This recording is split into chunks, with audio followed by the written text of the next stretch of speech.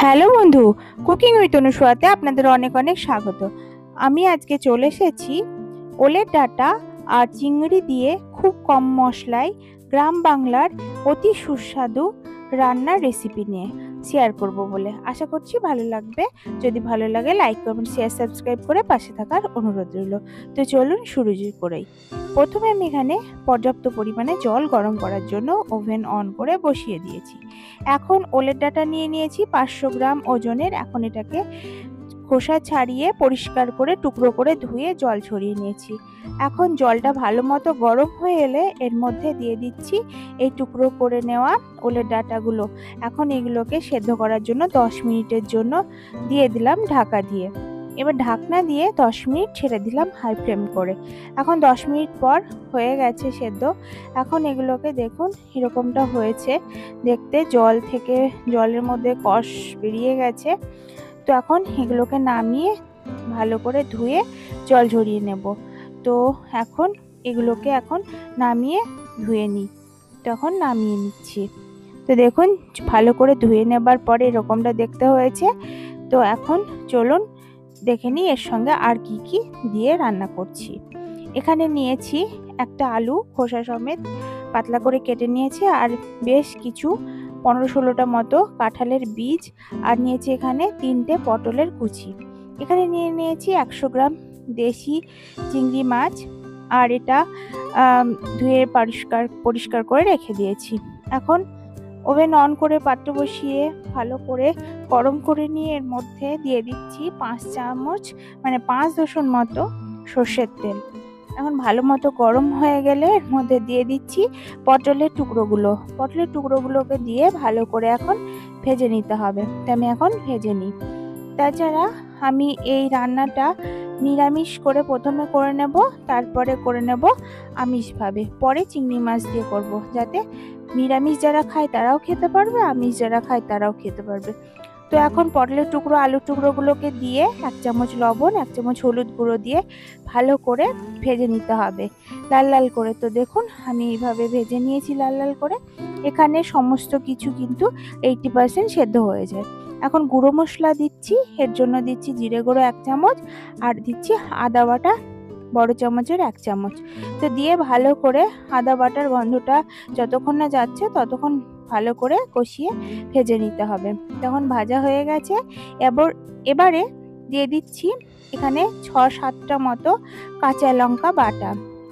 আর ওলের ডাঁটা যদি একটু ঝাল ঝাল হয় খেতে বেশি ভালো লাগে, তো সেই জন্য এখানে আমি 6-7টা মতো কাঁচা লঙ্কা বাটা দিয়েছি, দিয়ে ভালো করে কষিয়ে নিলাম।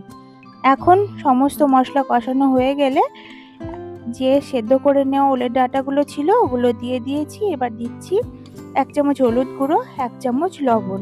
এবার ভালো করে রান্না করে নিতে হবে।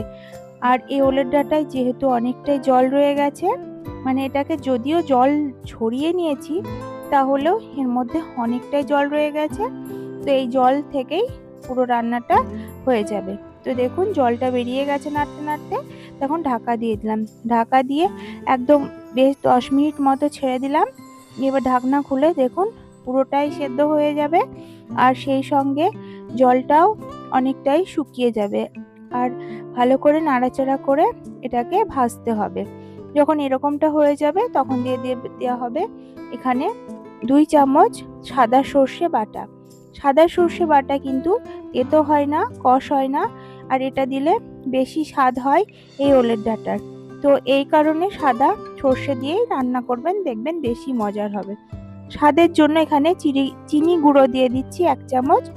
আপনারা আপনাদের স্বাদ অনুযায়ী চিনি ব্যবহার করবেন।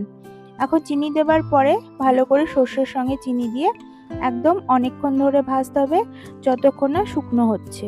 তো আমার এই যে এটার নিরামিষ হিসাবে ওলের ডাঁটা রান্না হয়ে গেছে।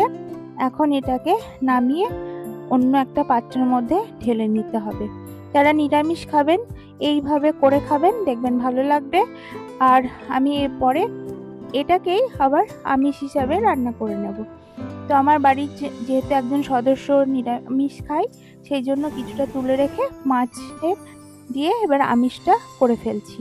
তো এখন এর জন্য ওভেনের পাত্র বসিয়ে ভালো করে গরম করে নিয়ে 2 চামচ সর্ষের তেল দিয়ে 1 চামচ কালো জিরে ফোড়ন দিয়ে ওর মধ্যে বড় মাপের একটা পেঁয়াজ ছোট আকারের মানে ছোট কুচি করে কেটে নেওয়া দিয়ে দিলাম। দিয়ে এবার ভালো করে লাল লাল করে ভেজে নিতে হবে। এখানে 2 চিমটি লবণ দিচ্ছি, 1 চিমটি দিচ্ছি পেঁয়াজের জন্য, 1 চিমটি দিচ্ছি পরে চিংড়ি মাছগুলো দেব এর জন্য। যেহেতু আমি চিংড়ি মাছে লবণ হলুদ মাখাইনি, এর জন্য আগেই লবণ দিয়ে দিলাম এই পেঁয়াজ ভাজার মধ্যে। তো এখন 100 গ্রাম চিংড়ি মাছ দিয়ে দিচ্ছি, কুচো চিংড়ি। এবার এগুলোকে ভালো করে ভেজে নিতে হবে বেশ কিছুক্ষণ। পেঁয়াজের সঙ্গে সুন্দরভাবে চিংড়ি মাছগুলোকে এখন ভেজে নিচ্ছি। তো দেখুন লাল লাল হয়ে গেছে চিংড়ি মাছ, আর একটু সামান্য মাছ থেকে জল বেরিয়েছে মনে হচ্ছে। আর সেই সঙ্গে দিয়ে দিলাম 1 চা চামচ রসুন বাটা। চিংড়ি মাছের সঙ্গে রসুন বাটা দিলে বেশি সুন্দর গন্ধ আর স্বাদ হয়। তো দেবার পরে ভালো করে একটুখানি ভেজে নিতে হবে। তো এখন ভেজে নিচ্ছি, এগুলো ভাজা হয়ে গেছে। এখন এর মধ্যে যে রান্না করে নিয়েছিলাম নিরামিষভাবে ওলের ডাঁটা, ওইগুলোকে দিয়ে দিচ্ছি।